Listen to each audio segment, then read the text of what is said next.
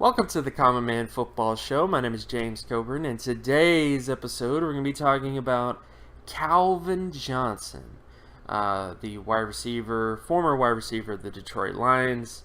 And the reason I wanted to talk about this guy is because I really want to give you guys perspective on different prospects who had ridiculous data profiles and how that ridiculous data profile translated into success in the NFL. So I wanted to get out, some of the rare prospects since 1999.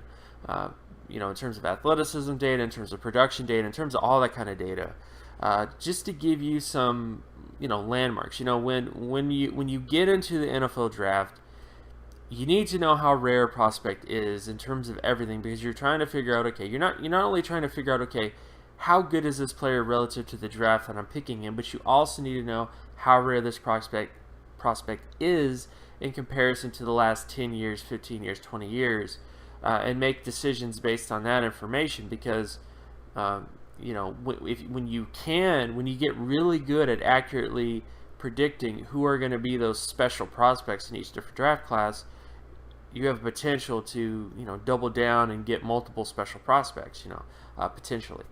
So Calvin is someone that is, to me, the rarest wide receiver prospect since 1999, and we're going to get into some of those reasons why. Now, for some of you guys, if you're not familiar with the terms I'm going to be talking about today, I'm going to leave the terms and definitions in the description. But with all that stuff out of the way, let's get to Calvin Johnson. So starting with his production in college. As you know, I do market share production data. I know some of you guys are getting tired of that word. I'm sorry, but I have to be specific. I'm not talking about total yardage, total raw yardage. I'm talking about how much of the offense, the passing offense specifically, they made up from a percentage standpoint. And when it comes to Calvin Johnson, he had a 98.43 overall passing yardage market share production score, which, based on the data since the 1969 NFL draft class, the majority of 5-time All-Pro wide receivers hit 85 or higher. 3-time All-Pro was 80 or higher. 68 or higher is 3-time Pro Bowl, and then long-term starter was 58 or higher. So there's a progressive difference in outcomes when it comes to this data. And Calvin Johnson hit every single threshold. He had every single data point that he needed to hit in order to be a special wide receiver, if not, scoring above and beyond what he actually needed to score, 98.43. So just based on production, he was a rare prospect, just from a production standpoint. And then when you get to him from an athleticism standpoint, he had a 99.93 explosive lower body strength score, a 99.93 speed score, and a 99.70 flexibility score. In a word, he's easily the most athletic wide receiver to come out of the draft since 1999. Nobody comes close.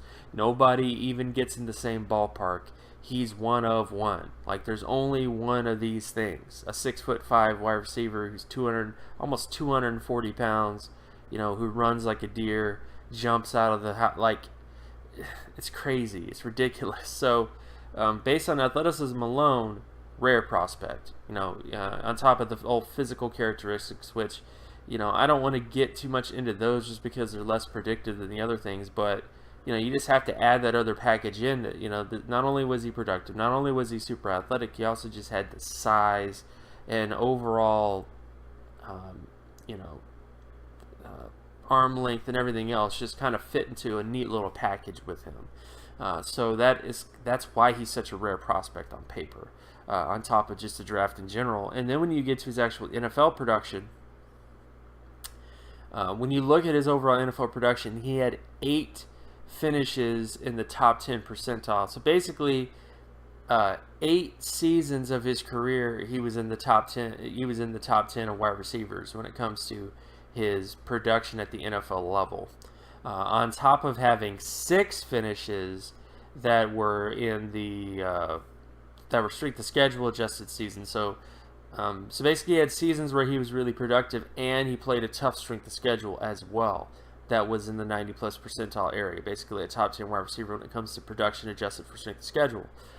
So there's no denying that even though he didn't have the longest career ever, when you look at the quality of the career that he had, you look at all the top 10 finishes he had, you look at all of the years that he had top 10 finishes, and he was playing an extremely difficult schedule in terms of strength of schedule data, it just all comes in this one little package to say that Calvin Johnson definitely is a Hall of Famer.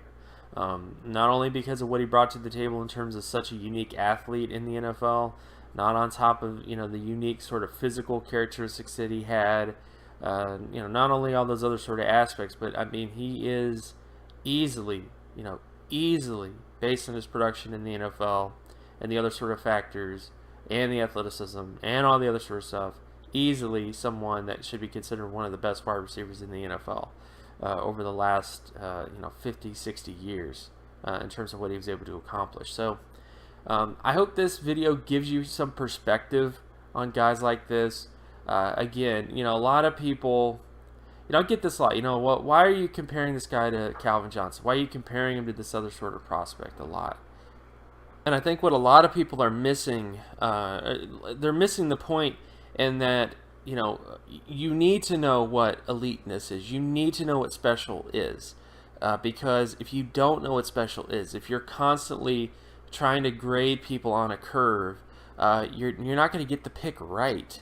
You're not going to, you know, you have to chase greatness, you know, and, you know, shoot for the stars, settle for the moon type of, you know, statement. So as much as a lot of people may criticize using Calvin Johnson or doing comparisons against him and so, well, that's just not fair. Well, yeah, it's not fair to compare a guy to Calvin Johnson. But if you're going around saying that he's the next Calvin Johnson, or you're going around saying that this guy has potential to be an elite wide receiver, then he better have traits in common with those elite wide receivers. I mean, that is the point of data. That is the point of all this analytics data work, is to call people out when they make statements like that, to call people out when they make judgments like that, because you have to understand what the historical trends are. You have to understand what these other sort of aspects and other things are to realize how rare a prospect is. That way, when the 2007 draft comes again, if you have a little time machine, and I know hindsight is what it is, but this was a wide receiver who was the rarest of rare based on every metric you could imagine. He was the rarest of the rare, and he still wasn't the top prospect of that draft. That was a really deep draft, but I'm just saying that when it comes to data work, when it comes to all this kind of stuff, it matters. And it matters to know what these freaky guys are, because I think it gives everybody a perspective on, you know, this is what eliteness looks like, and this guy doesn't measure up to it, you know. So I think it helps with properly valuing people. I think it helps in a lot of different areas. But again, my name is James Coburn. You can find my work at draftcoburn.wordpress.com. You can also follow me on Twitter at Geometrics. And if you like this content and you want more content like this, be sure to leave a like and subscribe. Share this video as well with anybody that you know, and I'll talk to you guys in the next video. Peace.